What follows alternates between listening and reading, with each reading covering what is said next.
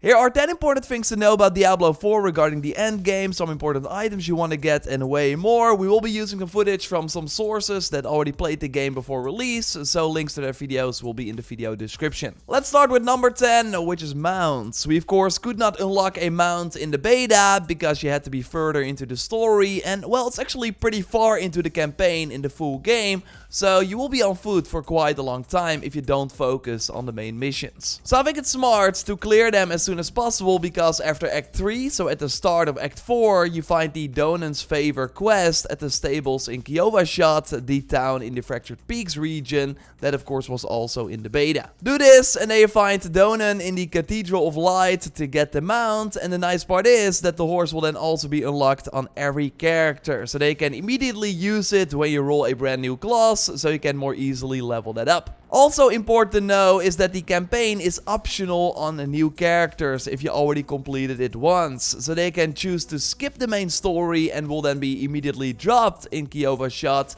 with most of the open world scaled to your current level. So they can just explore the full map and level up wherever you want. Only strongholds, which are these areas on the map that look like this, will always be a few levels above your current character level, to make them more challenging, as these are designed more around co-op play. Although sure, you can still do them alone, they will just be a bit more difficult to complete. And when you are successful, either solo or in a group, you will get great loot, and then these areas will also transform into friendly towns where you can sometimes travel to or get access to helpful vendors and way more. You maybe already spotted these altars of Lilith during the beta or while playing that give you a +2 boost for a certain stat, and the best part is these bonuses are also account wide. So you only have to collect them once to get the stat bonuses on other characters as well. It is smart though to only go after these altars on one character, as you won't see the altars you've already completed on the map while playing as a different character. So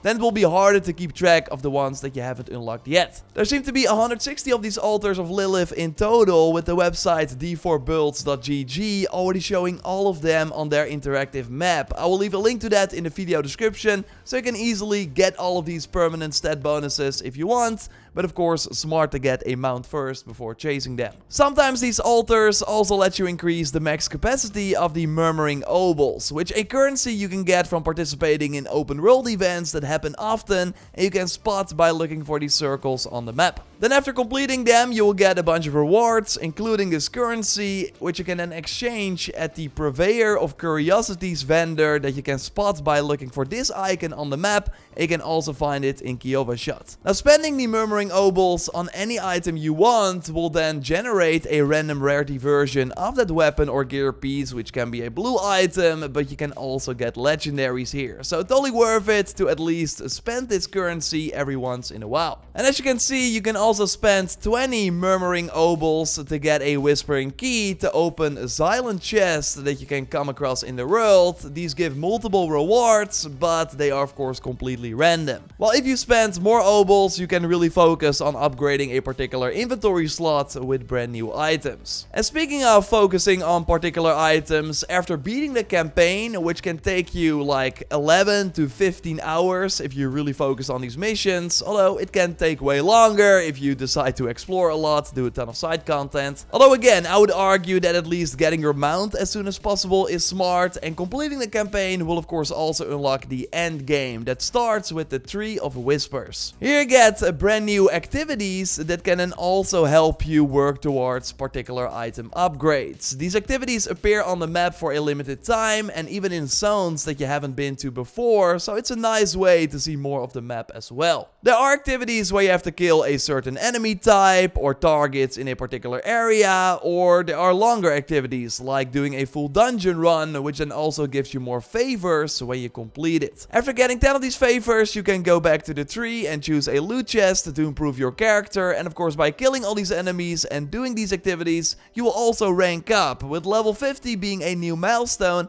as you're then ready to do the capstone dungeon. So again, while normally everything scales to your current level, in this capstone dungeon everything is is level 50, so you can already try it before that, but yeah, you will probably not be successful. So come back at level 50, because completing it gives you access to World Tier 3, which unlocks way more endgame activities. This capstone dungeon is a longer, like regular dungeon, but don't expect a lot of new mechanics. It's just a bit more challenging, as it really serves as a power check to see if you're ready for World Tier 3. There should be a pretty cool boss fight at the end, but nothing too crazy compared to some of the other dungeons in the game, and then once you've cleared it, you can change the game to World Tier 3, where the end game really opens up with a ton of new activities, right, Dennis? Yes, absolutely, and more endgame activities of course also means more ways of earning amazing loot. The first one I want to talk about are hell tides, which are active on specific parts of the map and rotate every other hour. There's blood raining from the sky in a region where the hell tide is active, as well as hellfire that you really don't want to drop on your head. But the main thing is that the enemies in these areas are a lot tougher, and there are even some exclusive